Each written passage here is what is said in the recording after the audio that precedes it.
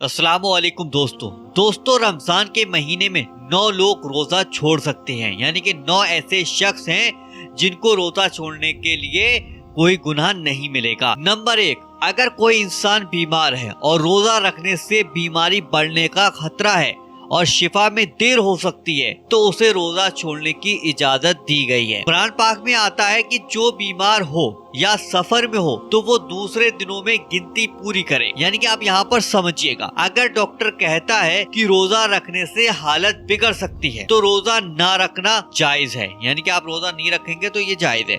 लेकिन जब सेहत ठीक हो जाए, यानी कि आप बिल्कुल सही हो जाए, तो आपको उतने रोजे यानी कि बाद में रखना होंगे, यानी कि कज़ा रखना होंगे। यहाँ पर मैं आपको एक उदाहरण के तौर पर समझा देता हूँ। जैसे कि किसी को तेज बुखार है, डेंगू है या शुगर है, बहुत ज्यादा शुगर उसकी लो हो जाती है तो वो मजबूरी में रोजे को छोड़ सकता है। नंबर 2, मुसाफिर यानी कि सफर वाला। अगर कोई इंसान शरई सफर यानी कि लगभग 80 किलोमीटर या उससे ज्यादा वो सफर करता है तो उसे रोजा छोड़ने की इजाजत दी गई है। ठीक है, 80 किलोमीटर से ज्यादा। अब ऐसा नहीं कि पता लगा आप गए कि 7 किलोमीटर गए या 10 किलोमीटर गए या 5 किलोमीटर गए, अरे यार मैं सफर कर रहा हूँ रोजा छोड़, तो ये गलत है। कम से कम 80 किलोमीटर या उससे अधिक आप अगर सफर कर रहे हैं तो फिर आपको रोजा छोड़ने की इजाजत दी गई है। कुरान पाक में भी यही हुक्म है कि हुजूर सल्लल्लाहु अलैहि वसल्लम ने भी सफर में कभी रोजा रखा और कभी छोड़ा, यानी कि दोनों जायज है। अब यहाँ पर समझिएगा, आसान शब्दों में समझ लीजिएगा, अगर सफर आसान है और तकलीफ नहीं है तो रोजा रख सकते हैं आप। लेकिन अगर सफर आपका मुश्किल है तो बाद में आप कज़ा कर सकते हैं रोजे, यानी कि बाद में आप रोजों को रख सकते हैं।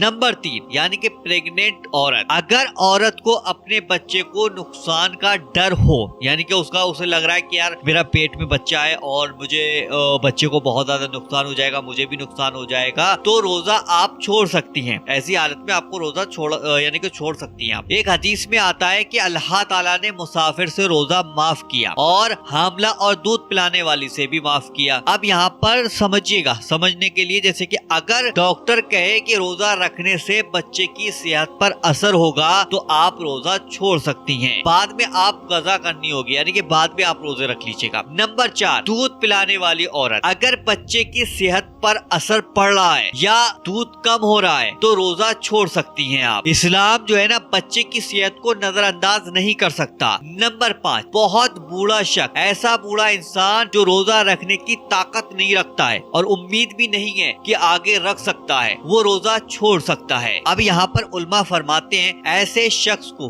हर रोजे के बदले एक गरीब को खाना खिलाना है। जैसे कि मानिए, यहाँ पर मैं आपको एक उदाहरण देता हूँ कि 90 साल का कोई बुजुर्ग है, वो बहुत ज्यादा कमजोर है, वो रोजा नहीं रख सकता, लेकिन वो गरीब को खाना खिला सकता है। नंबर 6, पागल या होश खो देने वाला इंसान। जिस इंसान की अकल चली गई हो, यानी कि वो कभी पागलों वाली बातें करता हो या उसका मानसिक संतुलन बिल्कुल खो गया हो, उसको कोई पता ही नहीं कि मैं कहाँ हूँ, कहाँ पड़ा हूँ, क्या है, उस पर रोजा फर्ज नहीं है। यानी कि जिसका दिमाग चल गया, जिसको होश नहीं है, जो बहुत ज्यादा दीवाना बना बैठा है, उसको पता ही नहीं है दुनिया का और जो उसके परिवार के लोगों किसी का पता नहीं है, तो ऐसे लोगों पर रोजा जो है ना वो फर्ज नहीं है। एक हदीस में आता है कि 3 लोगों से कलम उठा लिया जाता है, एक सोने वाले से और एक बच्चे से और एक पागल से, यानी ऐसे शख्स पर कोई गुनाह नहीं होगा। नंबर 7, नाबालिग बच्चा। जब तक बच्चा बालिग नहीं होता उस पर रोजा फर्ज नहीं है, लेकिन आदत डालने के लिए सिखाया जा सकता है। यानी कि आप बच्चे को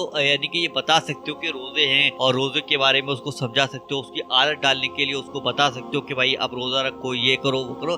लेकिन उसको जब पता चलना शुरू हो जाएगा ना तो वो बड़े होकर आसानी से रोजे रख सकता है। नंबर 8, हैज और निफास वाली औरत, यानी कि पीरियड वाली औरत या बच्चे की पैदाइश के बाद खून आने की हालत में औरत रोजा नहीं रख सकती। यानी पीरियड वाली और जिसने बच्चे को जन्म दिया उसके बाद जो खून आ रहा है तो वो ऐसी औरत रोजा नहीं रख सकती। हुजूर सल्लल्लाहु अलैहि वसल्लम के जमाने में औरत इन दिनों में रोजा छोड़ती थी और बाद में कज़ा रखती थी। मेरी इस बात पर ध्यान दे, کہ ان دنوں روزہ رکھنا جائز نہیں ہے بلکہ چھوڑنا ضروری ہے۔ نمبر 9، اگر روزہ رکھنے سے جان کو آپ کی خطرہ ہے، جیسے بہت تیز آپ کو کمزوری ہو جائے گی، بے ہوشی کا ڈر ہے آپ کو، تو آپ روزہ توڑ سکتے ہیں، یا کوئی بھی بہت ہی خطرناک بیماری ہے جس کی وجہ سے آپ روزہ رکھے ہوئے ہیں اور بیماری بہت زیادہ بڑھتی چلی رہی ہے، آپ کو برداشت نہیں ہو رہا ہے، تو آپ روزہ توڑ سکتے ہیں۔ قرآن میں آیا ہے کہ اپنی جان کو ہلاکت میں مت ڈالو، یعنی کہ روزہ چھوڑنے کی اجازت دی گئی ہے، لیکن بنا وجہ روزہ چھوڑنا بہت ہی بڑا گناہ ہے۔ اب